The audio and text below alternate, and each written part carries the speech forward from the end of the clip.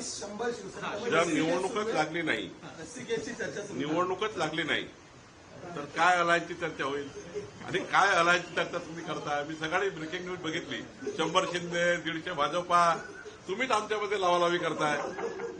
काही असं नाही हो. आता आपल्याला पहिला एकनाथ शिंदेजी बसणार आहोत, अजितदादा बसणार आहोत. निवडणुका जसं लागल्या आता प्रभाग रचना होईल, म्हणजे साधारण अजून वेळ आहे. पण एक गोष्ट खरी आहे की आमच्या संपूर्ण निवडणुका महायुतीमध्ये होणार आहे. महाराष्ट्र दौऱ्यावरती येत आहेत, मुंबईमध्ये सुद्धा ते असतील, काही त्यावेळेला बैठका होतील अशी शक्यता. माननीय अमित भाई उद्या 25ला रात्री नागपूरला येत आहे. 26ला NCI नॅशनल कॅन्सर हॉस्पिटल येथे इन्स्टिट्यूट, इथे 500 बेडचं एक चांगलं त्या ठिकाणी वसतिगृह होत आहे. कारण कॅन्सरचा पेशंट जो रिहॅबिलेट किंवा त्यांचे पालक तिथे राहण्यास जागा नाही आहे. चांगलं काम माननीय देवेंद्रजींनी हे घेतलेलं हातात. कारण हे शेवटी जनसेवेच्या शेवटच्या माणसाच्या व्यक्तीच्या कल्याणाकरता केलेलं काम NCIने सुरू केलेलं आहे. माननीय देवेंद्रजींचे मी आभार मानतो की त्यांनी NCI नागपूरमध्ये सुरू केली आणि कॅन्सर पेशंटला त्या ठिकाणी एक मोठा दिलासा महाराष्ट्रात, विदर्भात, मध्य महाराष्ट्रात मिळाला. आणि आता ते 500 बेडचं एक चांगलं व्यवस्थित एकदम, म्हणजे इतकं चांगलं की कुठलाही रुग्ण हा बरा होईल, त्या ठिकाणी त्यांचे नातेवाईक राहतील. सोबतच आपल्याला परवा माहिती आहे की मंत्रिमंडळाने निर्णय घेतला की नॅशनल फॉरेन्सिक इन्स्टिट्यूट महाविद्यालय हे राज्यामध्ये आलं पाहिजे. कारण फॉरेन्सिक इन्स्टिट्यूट नाही आपल्याकडे, त्यामुळे ते नागपूरला होत आहे. त्याचं ते गृह खात्याच्या अधिकारात आहे. त्याचं भूमिपूजन आहे नागपूरमध्ये. आणि मग माननीय अमितभाई नांदेडला येणार आहेत 26 तारखेला दुपारी नांदेडला आल्यानंतर नांदेडला भारतीय जनता पार्टीने एक त्या ठिकाणी शंखनाद कार्यक्रम घेतलेला आहे.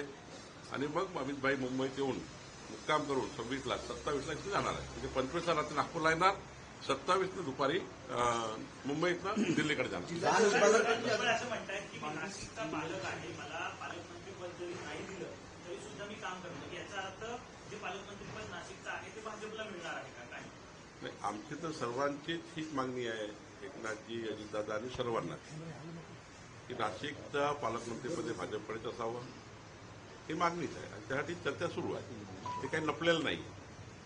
आता दुसरं तिथे अजितदादाची मागणी आहे, माननीय एकनाथ शिंदेची मागणी आहे, इकडे रायगडला तीच मागणी आहे. रायगडमध्ये दोघांचंच, रायगड हे राष्ट्रवादी की शिवसेना. पण मला वाटतं आता वाद संपवण्याचा वेळ आलेली आहे.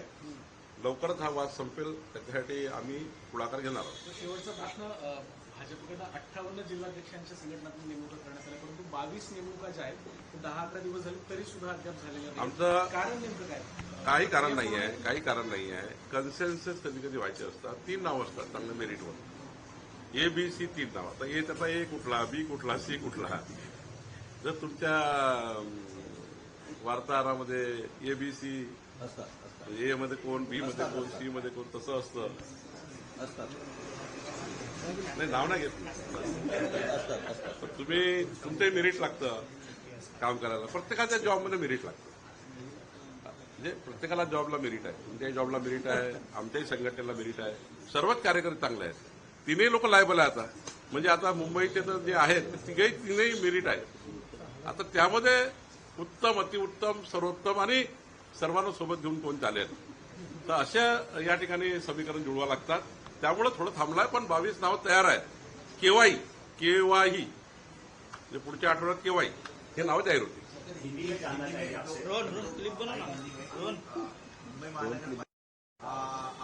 लड़ने की तैयारी में और एकनाथ शिंदे के साथ गठबंधन को लेकर क्या कोई बातचीत ऑफिशियली हुई है? सबसे पहले तो जब तक चुनाव की घोषणा होती नहीं तब तक इस बात को वैल्यू नहीं, कोई वैल्यू नहीं. मीडिया ट्रायल चल रहा है और आपका ही ट्रायल चल रहा है. हमारे बीच में कुछ नहीं है. हमारे बीच में जिस दिन चुनाव लगेगा उस दिन एकनाथ जी, देवेंद्र जी, अजितदादा, मैं, सुनील तटकरे जी, हम सब बैठेंगे और महायुति का फैसला करेंगे. कौन सी जगह किसको जाएगी, कौन सी जगह किसको जाएगी. ये पक्का है कि महायुति होगी, महायुति में ही लड़ा जाएगा. आशीष शेलार जी बैठक में रहेंगे, मुंबई के सारे उनके राष्ट्रवादी और शिवसेना के जो लोग वो भी रहेंगे. लेकिन जीतने के लिए लड़ना है, हारने के लिए लड़ना नहीं है. अब महायुति का मेयर मुंबई में रहेगा, ये निर्णय महायुति ने लिया है। या इसमें अमित शाह इनका भी एक रोल देखा, क्योंकि जब भी चुनाव होता है तभी उनके दौरे बढ़ते हैं। अरे भाई, अभी कोई चुनाव ही नहीं लगा है। अभी तो दौरा उनका जो है वो आपको मालूम है किस काम के लिए है। क्या है वो नेशनल कैंसर हॉस्पिटल जो आया है नागपुर में, जो देवेंद्र जी ने गेंद दी है इस महाराष्ट्र को और मध्य भारत को। ऐसा कैंसर हॉस्पिटल जो एक मध्य भारत का सबसे आधुनिक हॉस्पिटल बनाया गया है, और उसके बाजू में 500 बेड का एक हॉस्टल आ रहा है, जो वहां कैंसर के पेशेंट के परिवार रहते हैं, बाहर बैठे रहते हैं, बाहर सोते हैं, कभी कभी चद्दर डाल के भी रास्ते में सो जाते हैं, ऐसे परिवार है। उनके लिए एक अच्छा हॉस्टल देवेंद्र जी बनाना चाहते हैं। उसके लिए माननीय अमित भाई आ रहे। साथ में हमारा नागपुर में नेशनल फॉरेंसिक इंस्टीट्यूट महाविद्यालय जो आ रहा है, इंस्टीट्यूट आ रही है, उसका एक बड़ा उद्घाटन, भूमि पूजन का कार्यक्रम है, वो गृह डिपार्टमेंट का, होम डिपार्टमेंट का, उसके लिए अमित भाई आ रहे।